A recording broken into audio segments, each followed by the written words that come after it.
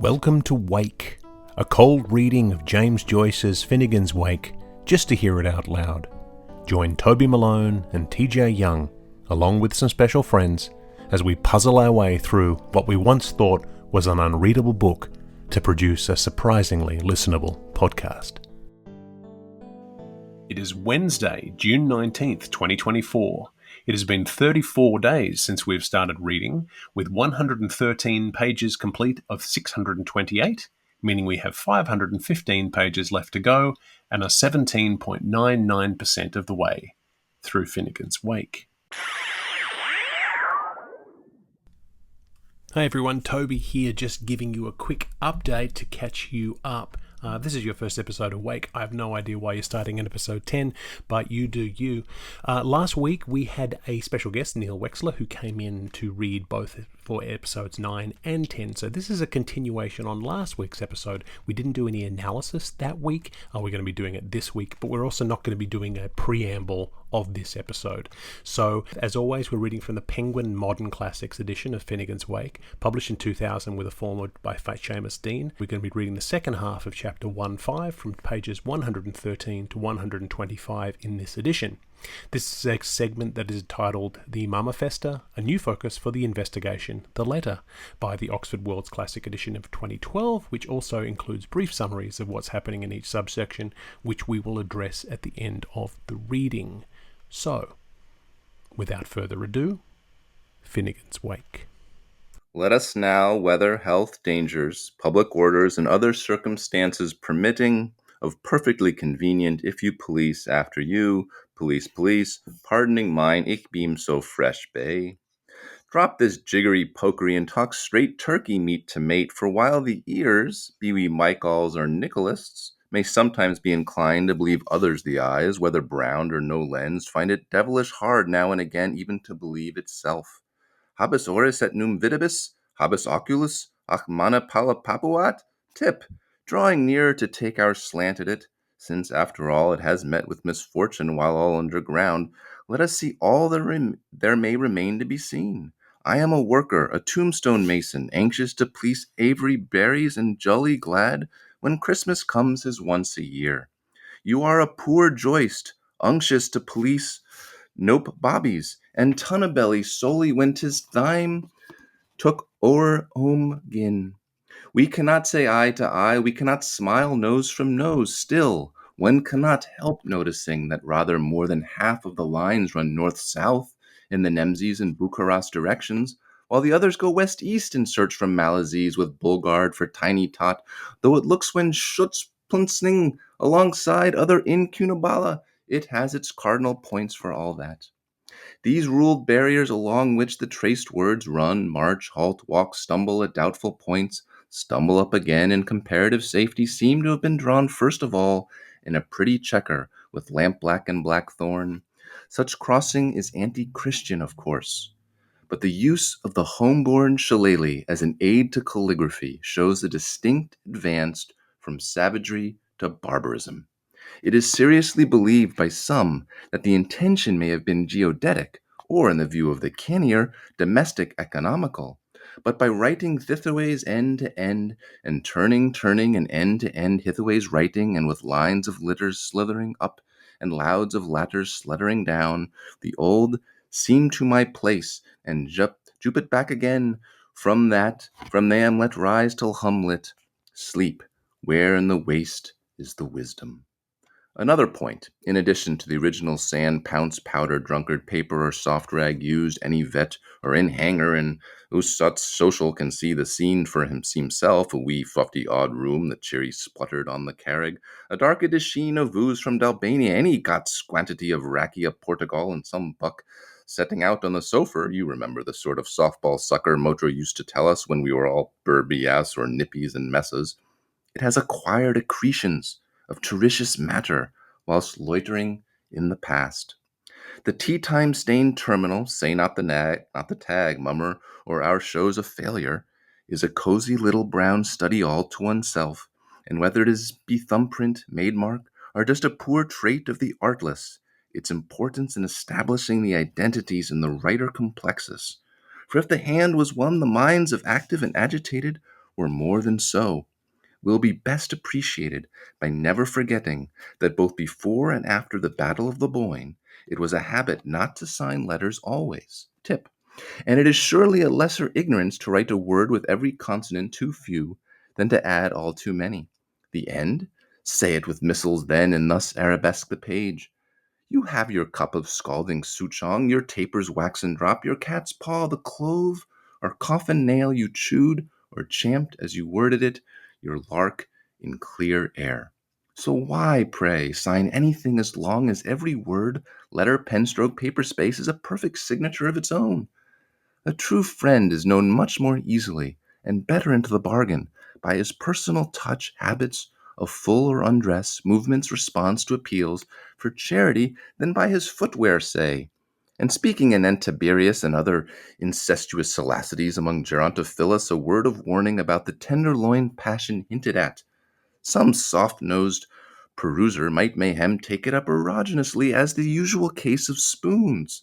Prostituta in erba, plus dinky pinks deliberatively somersaulting off her bisexical at the main entrance of curate's perpetual soutane suit, with her one to see and a woe, who picks her up as gingerly as any balm-bearer would, to feel whereupon the virgin was most hurt, and nicely asking, "Why have you been so grace a mauling, and where were you chased, me child? Be who farther potential and so wider, but we grisly old psychos who have done our unsmiling bit on Alice's? When they were young and easily Freudended in the penumbra of her procuring room, and what oracular compression we have had applied to them, did we care to sell our fee-bought silence in camera, till our very moist nostriled one that father in such virgated context is not always that undemonstrative relative, often held up to our contumacy, who settles our hash bill for us. And what an innocent all abroad's adverb, such as Macaulay looks like, can be suggestive of under the pudenoscope. And finally, what a neurasthene, nympholept, endocrine, pineal, typus of inverted parentage, with a prepossessing drama present in her past, and a preapic urge for Congress, with agnates before cognates, fundamentally is feeling for under her lubricitous meiosis when she refers with liking to some feeler she fancies face. And we could, yes, what need to say? 'Tis as human a little story as paper could well carry. In effect, as Sing Sing to Salaman suing to Swit vitals, while as unbluffingly blurt or brusque blunt as in Ezra the cat's meter, the meter cat's wife, the meter cat's wife half better, the meter cat's wife's half better's meter, and so back to our horses. For we also know what we have perused from the pages of I Was a Gemrail, that shoting up of Balsclivism by Schottenbaum, that Father Michael, about this red time of the White Terror, equals the old regime, and Margaret is the social revolution, while cakes mean the party funds and dear thank you signifies national gratitude. In fine, we have heard, as it happened, of Spartacus Intercellular. We are not Corknerd yet dead hand. We can recall with volunteers the froggy Jew, and sweeter far 'twere now West thinks in Dumble's fair city ere one more year is o'er.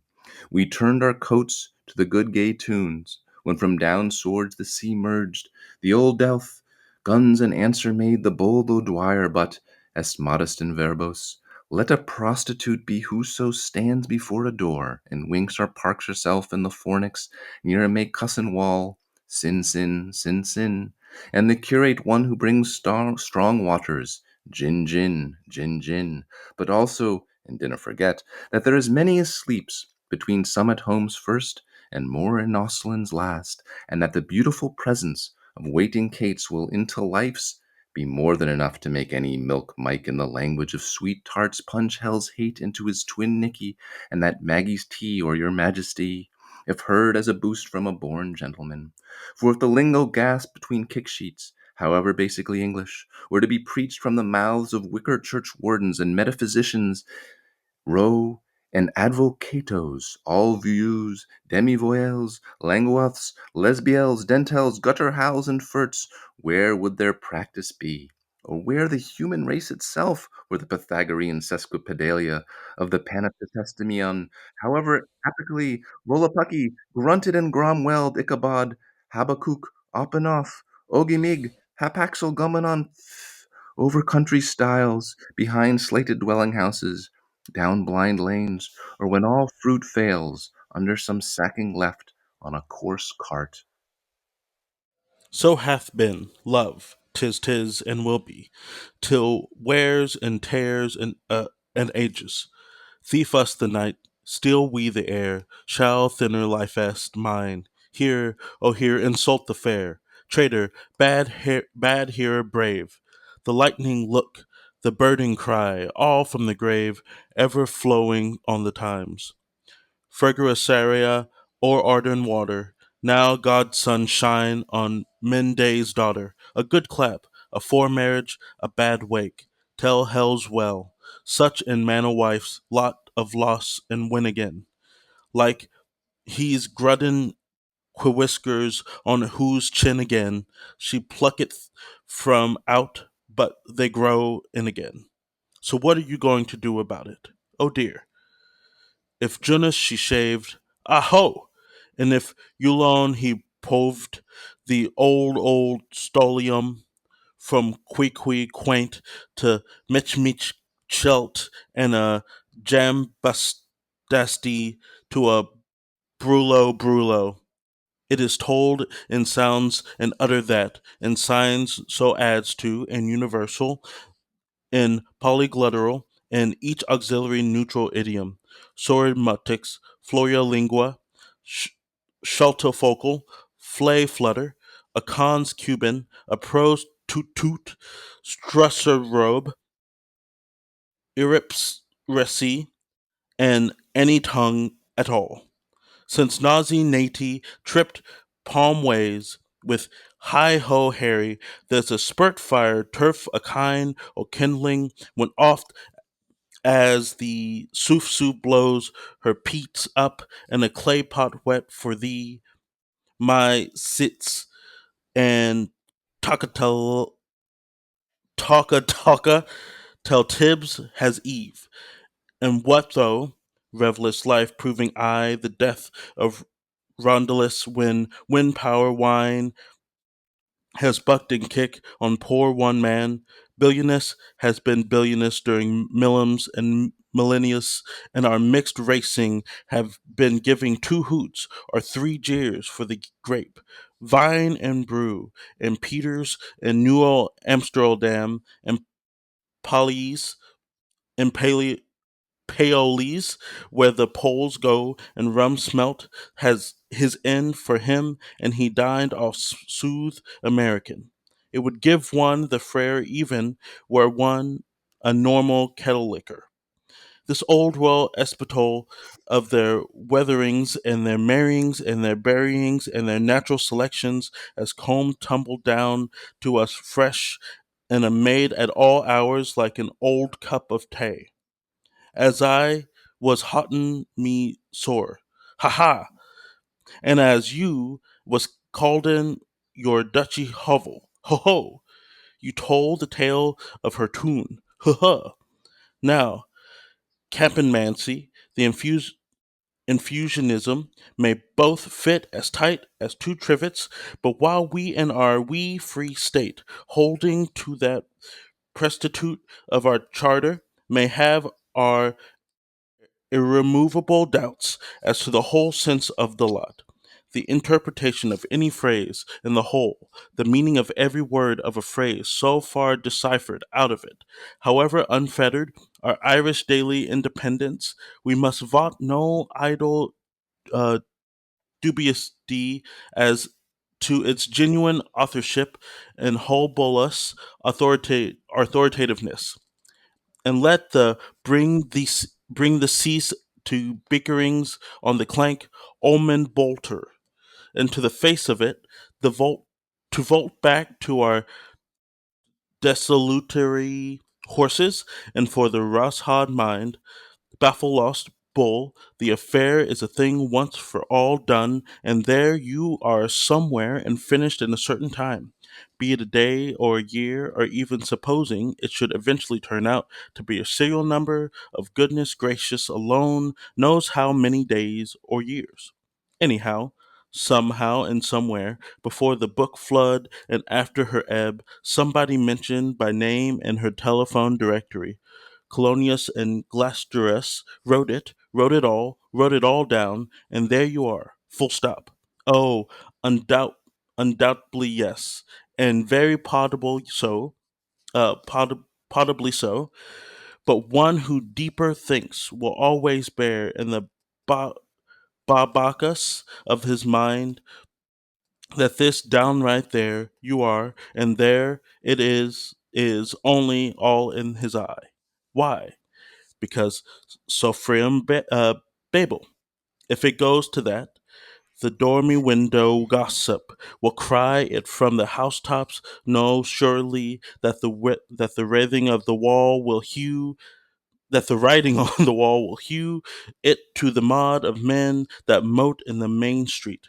Every person, place and thing and the chaosmus of ale anyway connected by the gobbly dumped turkey of the moving and changing every part of the time, the traveling inkhorn, possibly pot, and hair and turtle pen and paper, and continuously more and less intermisunderstanding minds of the anti-collaborators, as time went on, it will variously inflected, differently pronounced, otherwise spelled, changeably meaning vocable script signs.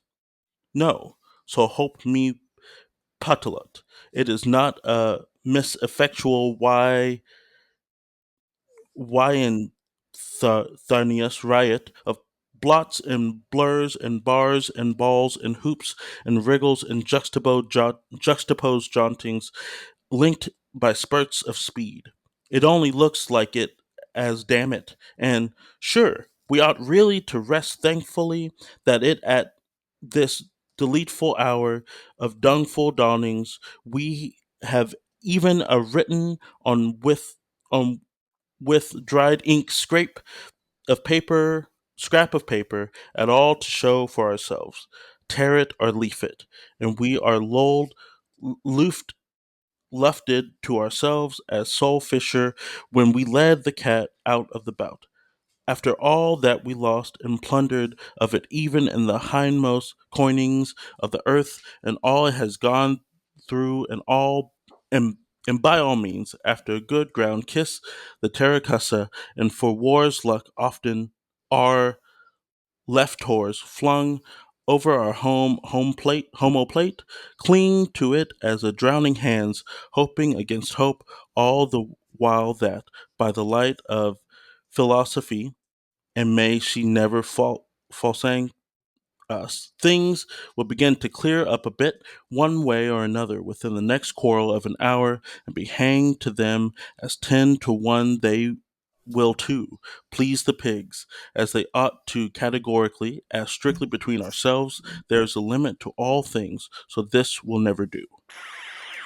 For, with that farm frow's foul flair for that flay fell fox fator, the calamites columnitas calling for calamitous calmitants, who that scrutinizing marvels at those indignant whip-loop lashes, those so prudently bolted or blocked rounds, the touching reminiscence of an incompleted trail or a dropped final, a round thousand whirligig glorioles, prefaced by, alas, now illegible airy plume flights, all Tiberiously embellishing the initials magic school of Earwicker, the meant to be baffling Chrismon Trilocine, finally called after some hesitancy, heck, which move construct watch like represents his title in sigla as a smaller triangle.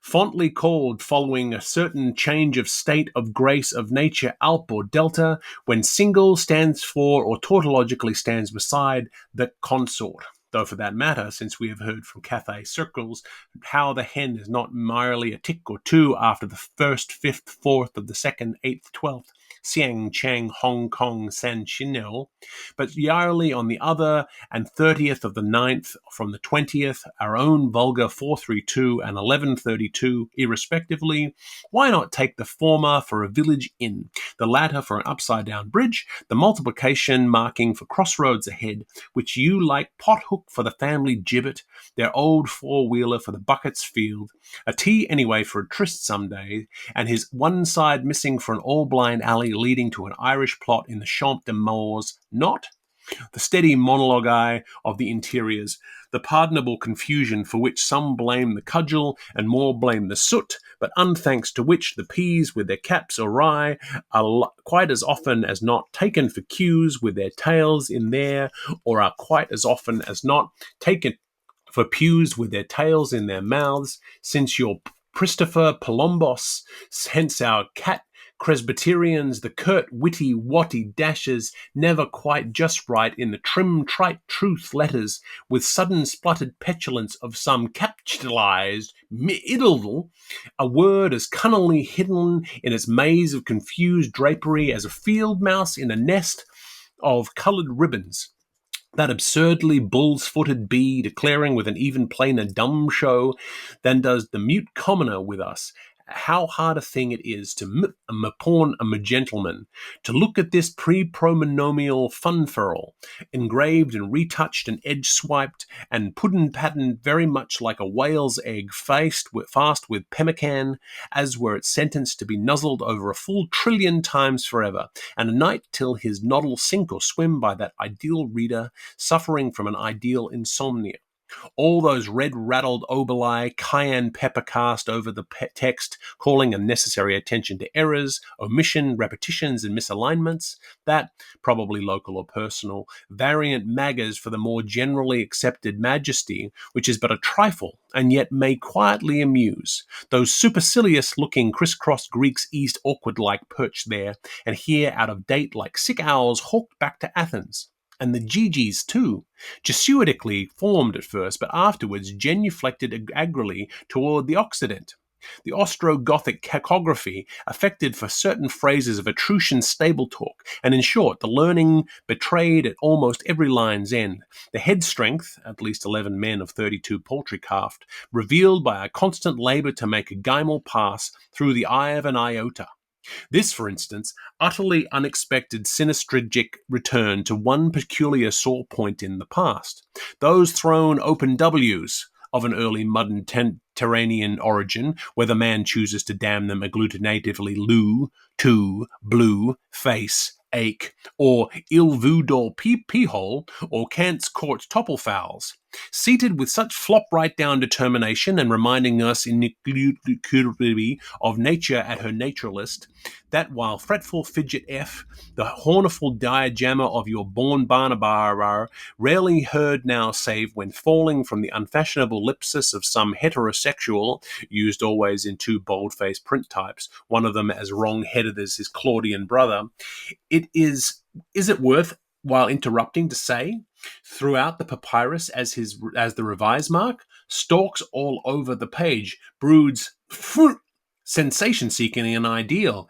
Amid the verbiage, Gaunt stands dejectedly in the diapered window margin, with its basque of bay leaves all aflutter about its forks frogs, paces with a frown, jerking to and fro, flinging phrases here, there, or returns inhibited, with some half-halted suggestion, dragging its shoestring, the curious warning sign before our proto-parents ipsissima verba, the very pure nondescript, by the way, sometimes the palm-tailed otter, more often the arbutus flute-flower leaf of the cane apple, which paleographers call it, a leak in the thatch or the Ironman imperquis through a hole of his cat, indicating that the words which follow may be taken in any order desired, whole of Aaron Man the hat through the whispering his ho.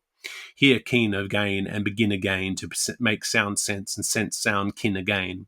Those haughty pitched disdotted H's, easily of the rarest inner stroll, as most of the jaywalking eyes we do plough into halve, unconnected, principal, medial, or final, always Jims in the jam, sahib, as pipless as threadworms, the innocent exhibitionism of those frank yet capricious underlinings, that strange exotic serpentine, since so properly banished from our scripture, about as frequing a wetter hand now as to see a right-headed lady white don a cork horse, which in its invincible insolence, ever longer more and of more morosity, seems to uncoil spirally and swell lacetine lazily before our eyes under pressure of the writer's hand. The ungainly musicianlessness so painted in sculpting self-sounder, aha, as black artful, as a pedatus and dumbfounder, oh ho, uproarious, as 10 cannons in skelterfuge.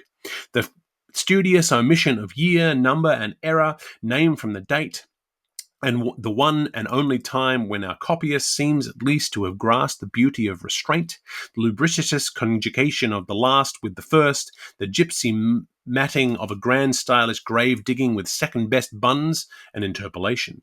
These munchables occur only in the Bootherbrow family of manuscripts, B. Cod 4, Pap 2, Breck 11, Lun 3, Din 17, Sup 30, Full Up, MDCXC. The scholiast has hungrily misheard a dead man's rotola as a muffin bell. The four shortened ampersands under which we can glimpse at and feel for ourselves across all those rush years the warm, soft, short pants of, the quick scribbler, the vocative lapse from which it begins and the accusative hole in which it ends itself, the aphasia of that heroic agony of recalling a once-loved number leading slip by slipper to a general amnesia of misnomering one's own, next those R's, those R's all bellical, the high priest's hieroglyph of Kettle Tom and Odds Bones, rusted red-handedly from our hallowed rubric prayer for Bruce with booty, O Remus pro Romulo, and rudely from the fame's pinnacle tossed down by Porter to within an aim's ace of their quatrain of ruby jets, among those who arse without the temple, nor since Rose Distillery burned have quaffed night's fire-filled cups, but jig-jog-jug as day the dice blocks throws. Whang! Royal Six I lead, out we of hearts blued blast ye, and there she for you, sir, whang her, the fine ooman, rouge to her lobster locks, the Rossi, whang! And God and Mara has it with his ruddy old villain Rufus. Wait, whang! God and you're another he hasn't for there's my spoil 5 of Spud's trumps. Whang! Whack hasn't for there's my spoil whack on his pigskins kisser for him. K.M. O'Mara, where are you? Then, coming over to the left aisle corner down, the cruciform postscript from which 3 bassier or shorter and smaller oscula have been over-carefully scraped away, plainly inspiring the tenebrous kunk page of the Book of Kells.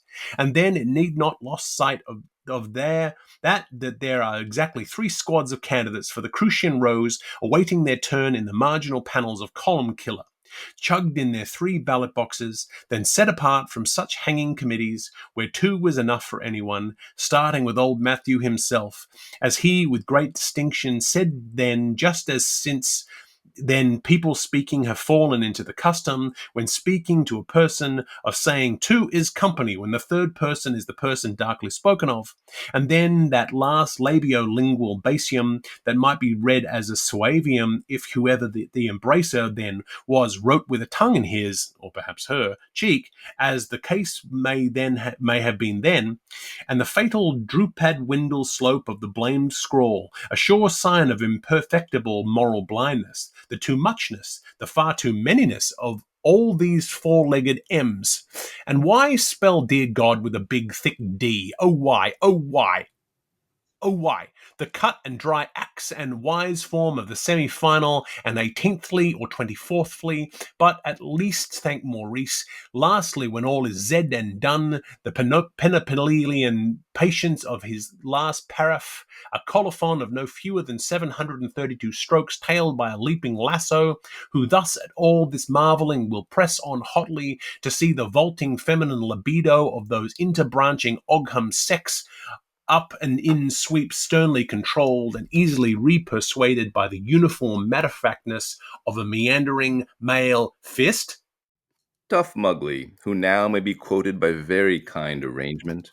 His dectrophonious focus incision under supersonic light control may be logged for by our none too distant futures as soon as stone values can be turned up from chromophilomus limited at a millisecond time to the microamp. First called this kind of Paddy-Go-Easy partnership the Ulkiheen or Tetrachiric or Quadrumane or Duck and Drakes or Debts and Dishes Perplex. Versus some forestallings over that studium of sexophonologistic schizophrenics, volume 24, pages 2 to 555. After the well-informed observation, made miles apart from the master by tongue-toyed, cf. Later frustrations amongst the neo-Muglian teachings abaft the semi-unconscious passim, that in the case of the little-known paraplic bestseller popularly associated with the names of the wretched mariner, Tryon Foran Defweedoff, our plum-sucked pattern shapekeeper, a Punic Admiralty report from McPherson's Oisin round by the tides of Jason's cruise, had been cleverly capsized and saucily republished as a Dodecanesian Baedeker of the every tale a treat in itself variety, which could hope satisfactorily to tickle me gander as game as your goose. The unmistaken identity of the persons in the Tiberius duplex came to light in the most devious of ways. The original document was in what is known as Hanno Ononohano's unbrookable script. That is to say, it showed no signs of punctuation of any sort.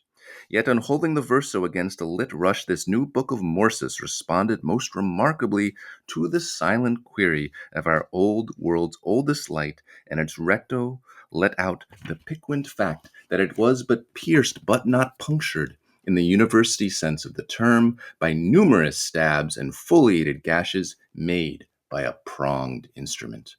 These paper wounds, foreign type, were gradually and correctly understood to mean stop, please stop, do please stop, and oh, do please stop, respectively, and follow up their one true clue. The circumflexuous wall of a single-minded men's asylum, accentuated by so rock ingle asen na Yard inquiries pointed out that they had been provoked I fork of a grave professor at that Breek's fast table, acutely professionally piqued to equal introduce a notion of time upon a plane, su facile by punt, holistic in space, deeply religious by nature and position, and warmly attached to thee, and smear bread, and better in him and new laid illis, it was rightly suspected that such ire could not have been visited by him, brought Professor Prendergast, even unwittingly, upon the ancestral pneuma of one whom, with Ruma, he venerated shamelessly at least once a week at Cockspur Common, as his apple in his eye and her first boy's best friend, and though plain English for a married lady misled heaps by the way, yet when some peer or peeress detected that the four-leaved shamrock or quadrifoil jab was more recurrent wherever the script was clear and the term terse, and that these two were the self-same spots naturally selected for her perforations by Dame Partlet on her dung-heap. Thinkers all put groan in a water wrung spill full prate land only in a playful foul and a musical me, and not you in any case, two and two together, and with a swarm of bisses honey hunting after a sigh for shine. Oh, the petty bonny rouge, separated modest mouths. So be it, and it was.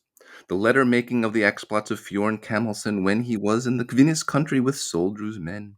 With acknowledgment of our fervor, of the first instant he remains years most faithfully.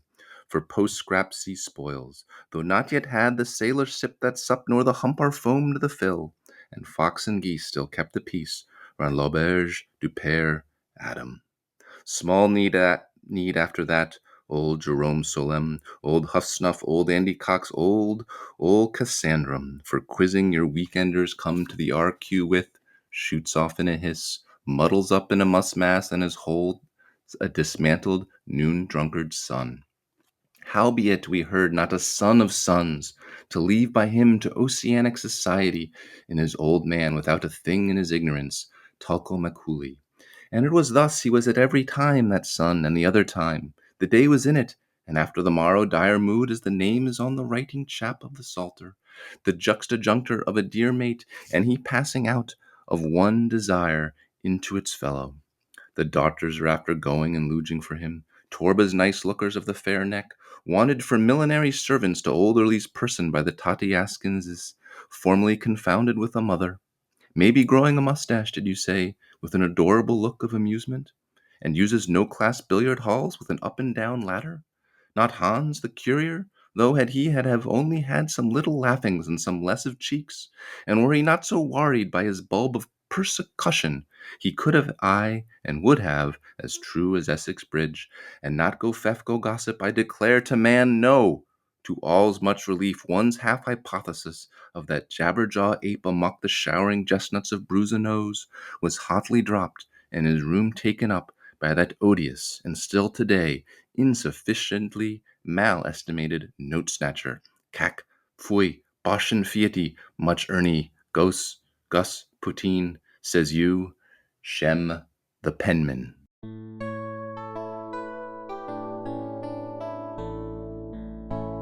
That was the first and second halves from last week and this week of chapter 1.5 from Finnegans Wake. TJ, immediate reactions.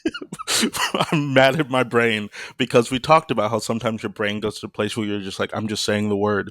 I'm not trying to find meaning. This time my brain was like, no, figure it out on the fly. That being said, I think that it's indicative of us just getting into the book where we want to find the meaning and everything, as opposed to like when we first started, like, we don't know what's happening. And now that we have some sort of context and we're starting to pick up on patterns, I'm looking for them. Yeah, and my brain is also like, break apart every portmanteau, find every way that it works from a poetic sensibility. Which I also realized I was like, I do in my own poetry. So I'm like, what is he doing here? What is he doing here? Yeah, and Neil could read me the phone book. Like, that was luscious. Yeah, I'm here to say, like, yeah, methinks the lady did protest too much. Before we started, Neil was like, well, you know, my reading's not going to be very good and I'm very nervous. You're coming for our job, I think. I was about to be like, Toby, I'm so sorry I failed you. Neil is not your new co-host. Remember, next week, people are going to listen to our episode and be like, too much Toby and TJ. Where's that Neil? I want him back. There is a real fear, and I mean, obviously having read it a couple times and knowing the work really well helps with that, right? It's also, but there is the fear. I mean, I hear you say that, but I'm not going to be convinced until I actually hear it, because I think what I mentioned to you at the beginning was, when I read this, there's like a real clarity in it when I read it. Like I feel like I get it and I move through it. But this is often a problem when I try to present something like this, is that, and I did think about this before I did this. So if I did do a good job, thankfully, because I know how bad I can do with something like this. I recorded myself actually last night doing this. How's this going to work? So I recorded it. And the first one default is just like, okay, I'm not going to try to do too much emotion. I'm just going to kind of read the words. But then it comes across as this very kind of like monotone thing, which doesn't work. The other end I go to is like, I get really into it, but then I literally sound like a psycho, right? And so part of this is, so I was thinking to myself, and maybe this is like to capture what TJ was saying in terms of like, well, is there meaning in this? And like, how not, we know there's meaning in it. We know Joyce is, we know that, right? So it's really, how do we get into that? And I think what I said to myself is what I would say to like an actor who was approaching a really difficult passage, right? Where the problem sometimes is you get too caught up in the meaning of it and you forget the basic need for an action, right? So in this particular passage, it's like, all right, look, this is Anne Olivia, it's his wife, it's Earwicker's wife. This is a letter that we kind of figure out this is a letter that was maybe meant to be presented at the trial, but never got there. I'm not sure if I think that maybe comes up after this. But so it's like, all right, so what is the action here for reading it? And I was like, well, pretend that you're defending him in a trial and you're speaking to the jury, right? And so like I was like, all right, well maybe that gives me some way between those two extremes of like monotone and too much emotion, right? Just what's the action, right? Defend this in this way. And I can go on if you want, or I can shut up. I feel like I sometimes I talk way too much, but maybe I a will podcast say, is my for our listeners, if you're interested in a wake themed drinking game, drink every time Neil is self deprecating or apologizes for being brilliant. Uh, uh, They too will fall asleep and wake up in a place where people are talking about them in lists. Yeah. it's really interesting hearing you sort of talk about your process because there's absolutely nothing wrong with the fact that you prepared because I think that's great and having a look over it. And I think the difference was fairly stark between your reading and our readings because for us it's cold and that's by design. We don't ever read ahead. And so the meaning in yours, I think, was very rich. And I think there's a real reward to that. And there's a real reward to rehearsal or to planning things out. And so our listeners may agree to go, oh, finally, someone who's actually taking this seriously. Uh, He knows what he's saying. well, what will be interesting, I think, to me is like I didn't like prep the whole thing, right? I read a few bits of it and then realized, oh my gosh, that reading's terrible because it's either too monotone or Drink. too emotional, right? Yeah. No, but like this is the point. I'll be interested to hear when I listen to it.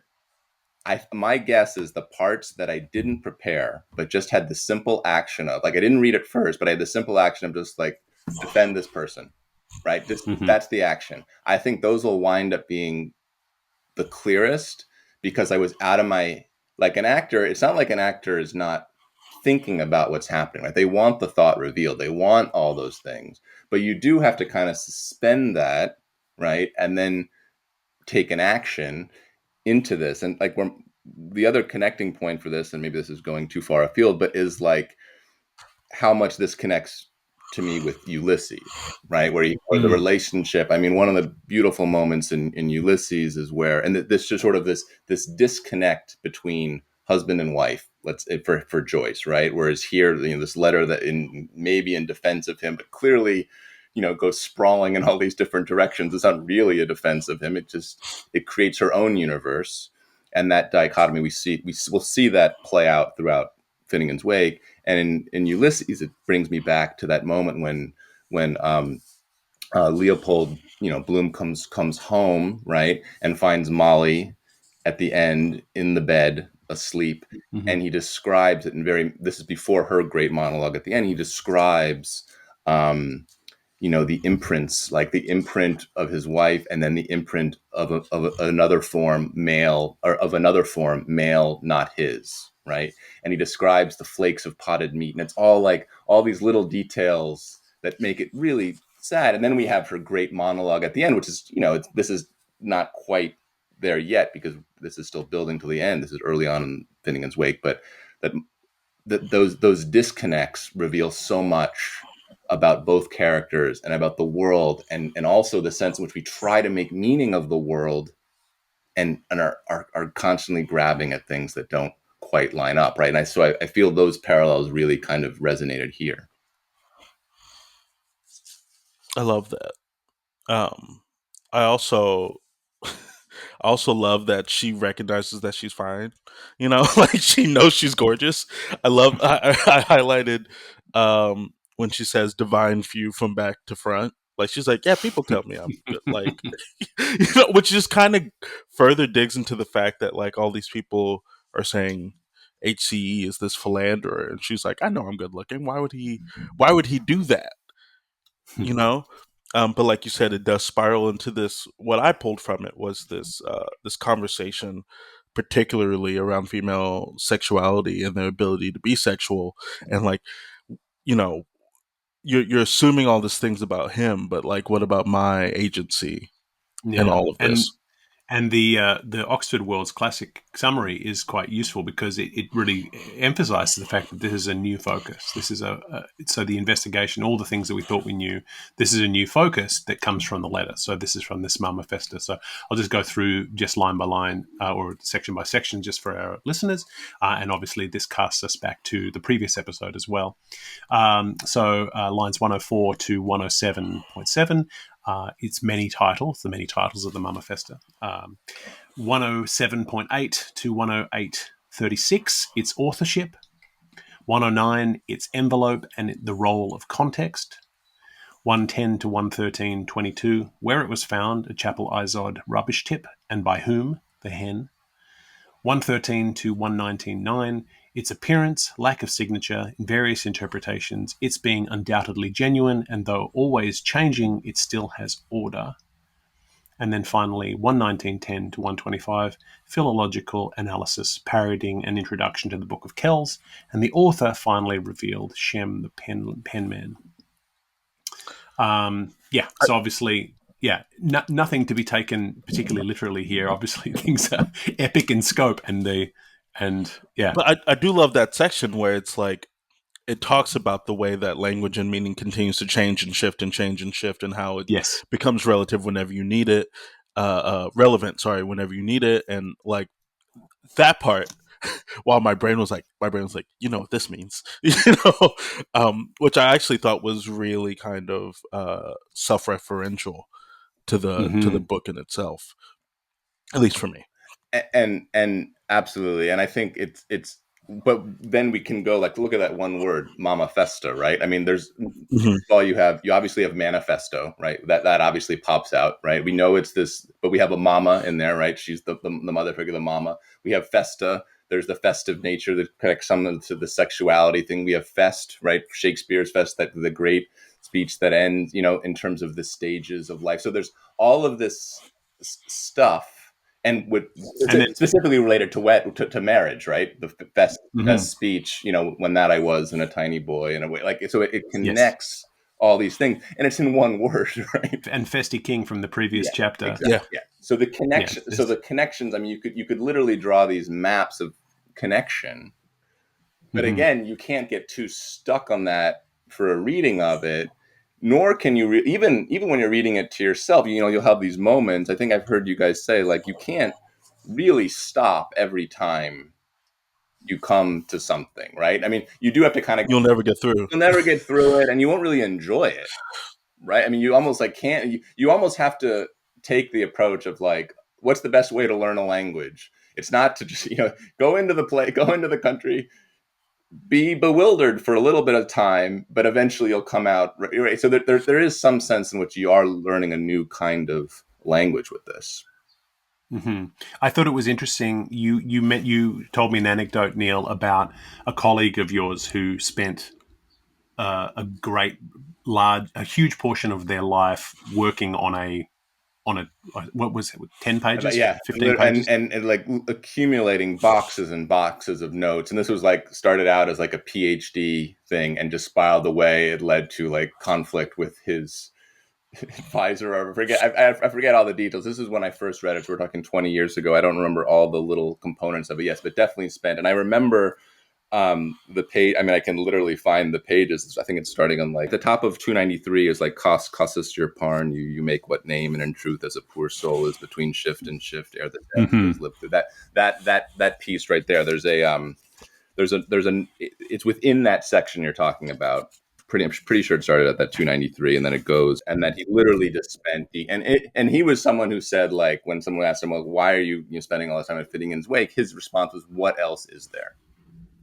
It was like, there's not even like room for the question, because nothing is else worth one's time, right? And it's not even the Wake. It's 10 pages right, of the Wake. He would take the approach of you have to unpack this one. You can't unpack all 625 pages or whatever, 628 pages. You have to find something, and the 8 pages he chose were brilliant because of how much unpacking there could be done. And even for Joyce, I'm sure certain sections could be unpacked more than others. And this was certainly one of those sections where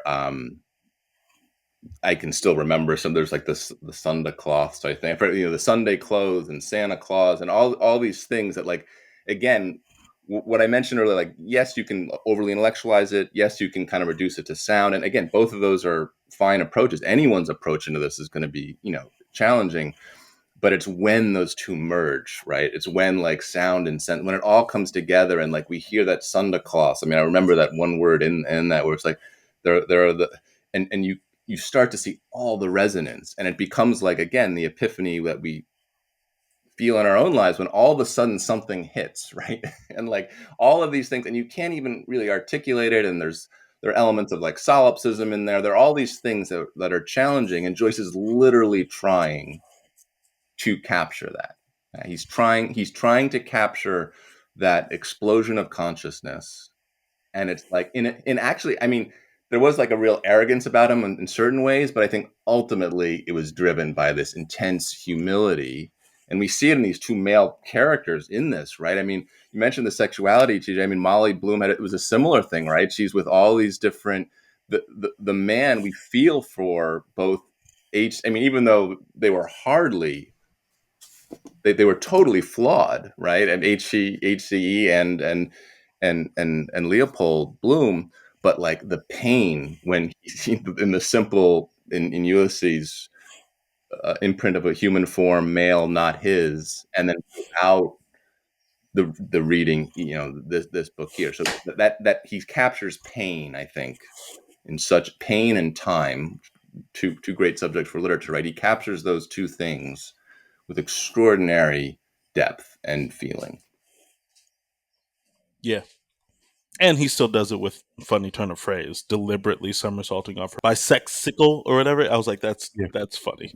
Absolutely. And that I mean, that's, you mentioned, like, how, like, what was the influence for me, like with Joyce and then Beckett, is like you find those meanings by balancing the pain and the humor, right? Like the sadness and the, like, all those things come together, as they often do when we have those epiphanies, right? It's like you can't, otherwise you're too over serious, right? And it loses some meaning because there's not the perspective of, like, in the Fall of Icarus, right? Like it's people who are looking on and watching, the the pain, right? So in order to capture the meaning of, in order to have those epiphanies, you have to balance the humor and the sadness and the pain and like, and that's the challenge that he's facing in terms of trying to capture meaning. And where I think a lot of we see this in young writers all the time, or any writer all the time, is like,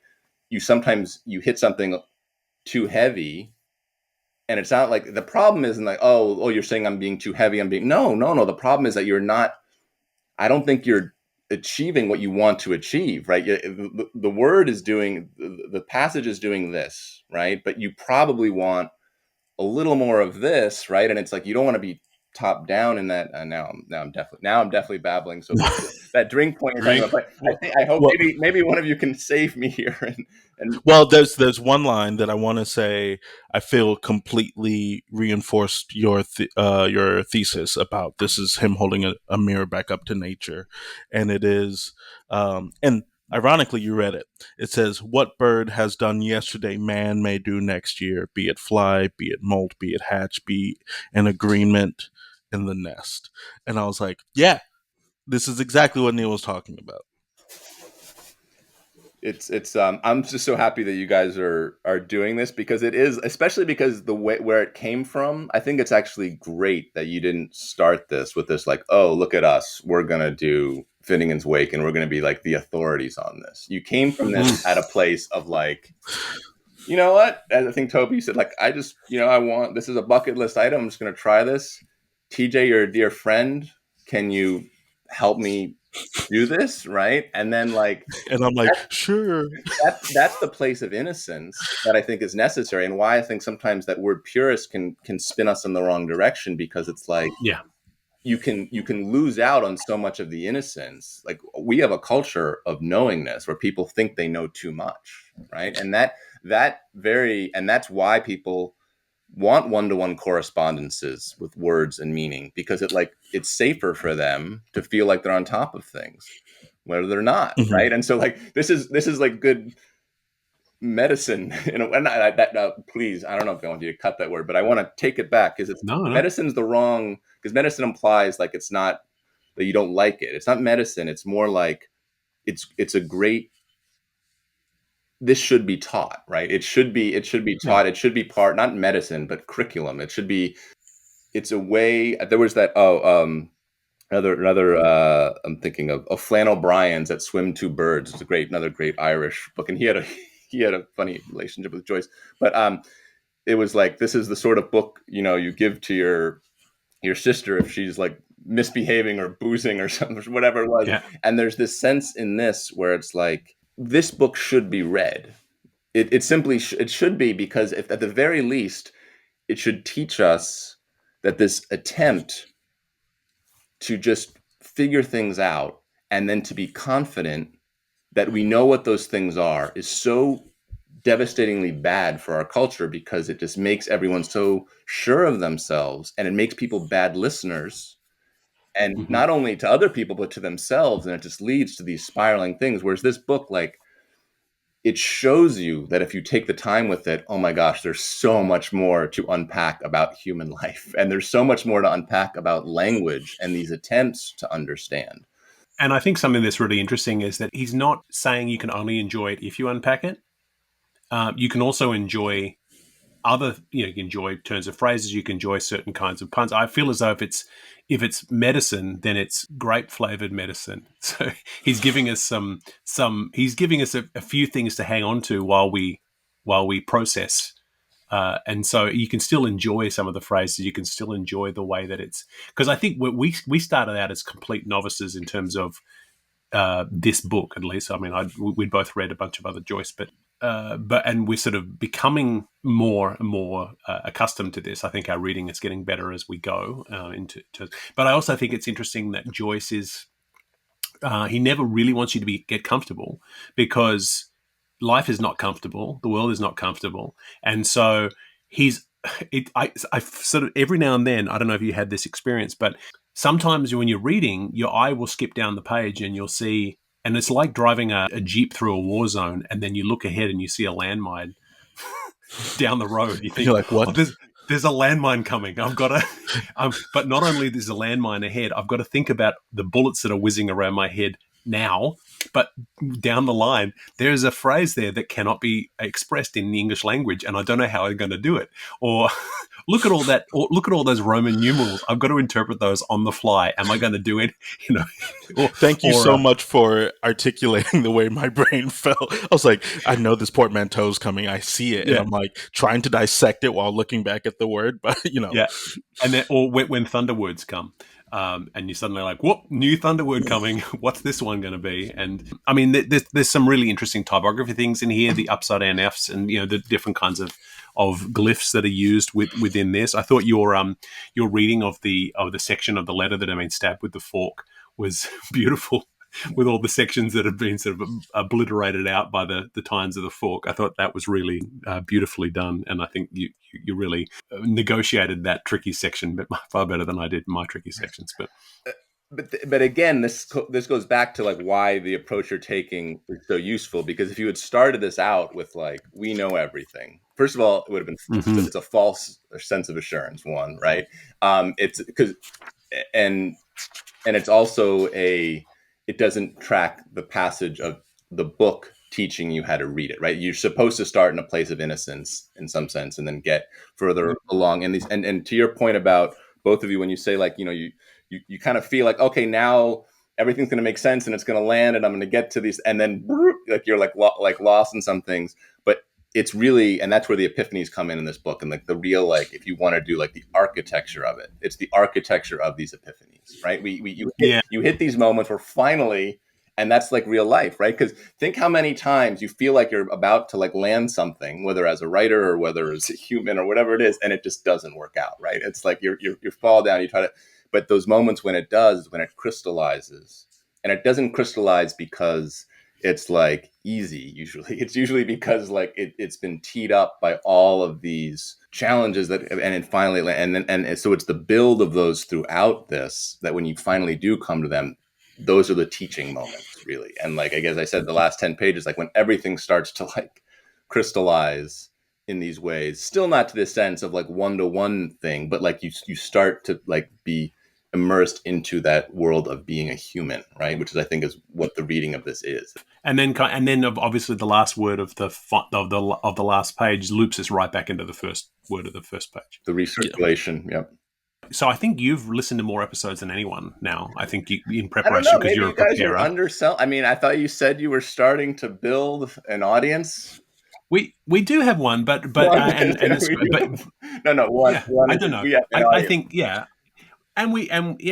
we're really appreciative of everyone who listens. But I mean, in particular, you've in preparation for today, I know you listened ahead to as much as you could. I mean, do you find that forgiving all of our errors as we read, but how do you find the experience of hearing it?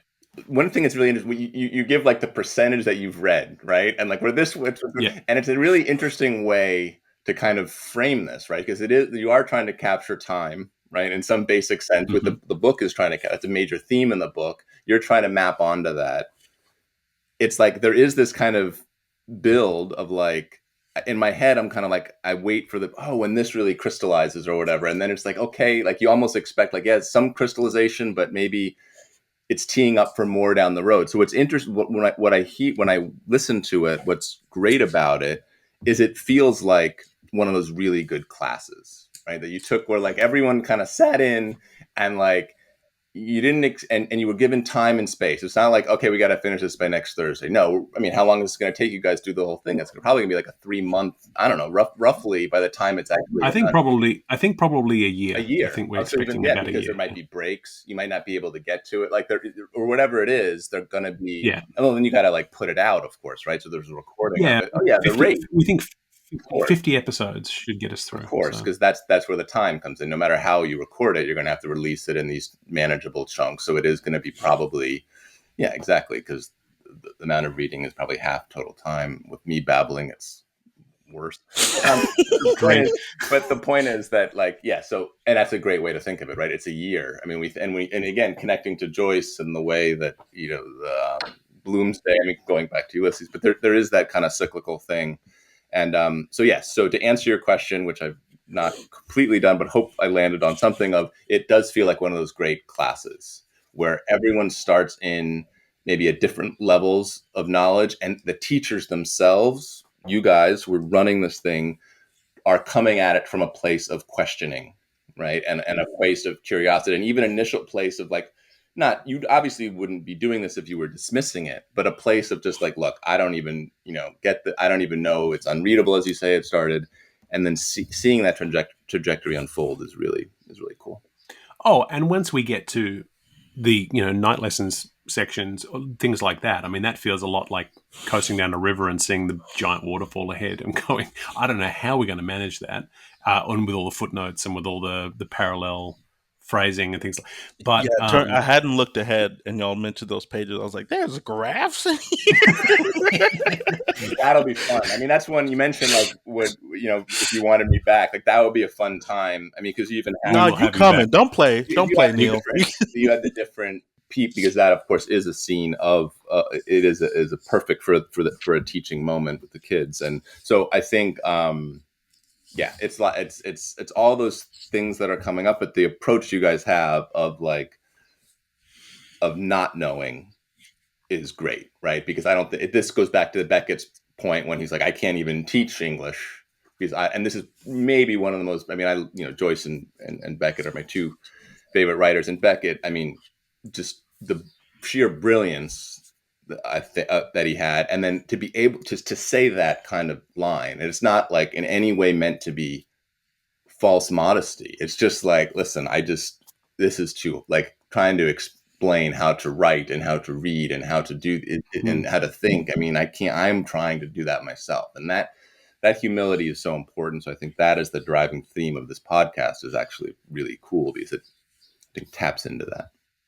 We have taken up so much of your time, and I really appreciate you being here. And you're coming back, so this is not goodbye for you and Wake. We're going to drag you back in here to do more sections with us and to give us more insight. Because especially when that graph shows up. Because you know what TJ doesn't do? Math, and I saw a pi sign on that. So we'll use interpretive dance or something. We'll figure out the a way. The one time that we record video, you'll just see me in the background making shapes with my body, and then don't say things that you can't follow through on. That's who says I won't.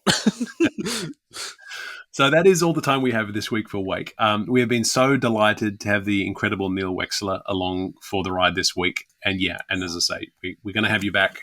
I really want to encourage everyone out there listening, if you haven't heard of Neil, look Neil up. We will have links to Neil's work in our show notes that are on our Patreon page. Grenadine is a must-read. There's just like Finnegans Wake, it contains multitudes, and you can read it as a fun little comedy, or you can read it as much more than that. And every time you read it, you'll get something new. It's honestly one of my favorite plays there is. It's the play made me cry, and Asian fusion restaurant, because that was the day that I faked like I had a meeting at work, so that way I could go out and finish reading it, because I started reading it before I got to work. I read it all the way to work, and then I was like, I can't stop. So I was like, y'all have a meeting downtown, and just sat in an Asian fusion restaurant and cried at the end. Yeah, it's magic. I love it so much. So I'm so glad that and Grenadine was what brought Neil and I together, because I was working at a theatre company, and a colleague of mine said, hey, you need to read this play, and I'm so glad that they said that. So thank you, Neil, for being here today. It's just a real treat. You guys are the best. I'm so happy that you asked me to do this and that you're doing this. Of course, yes. Yes, I've been Toby Malone, along with the unbeatable TJ Young. And once more, thank you to Neil for his time. Join us next week as we wade into uncharted waters, Chapter 1-6, The Quiz. See you there, Jeopardy enthusiasts. This has been Wake, a cold reading of James Joyce's Finnegans Wake, just to hear it out loud. If you've made it this far, thank you for your dedication. Join us next week for another segment of Finnegans Wake and a chat about what we've found.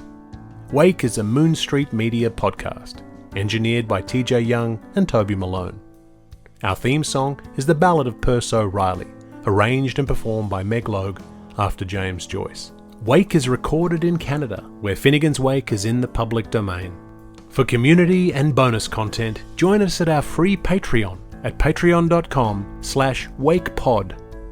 If you have questions about Finnegans Wake, don't ask us. We're just as confused as you are. See you next week.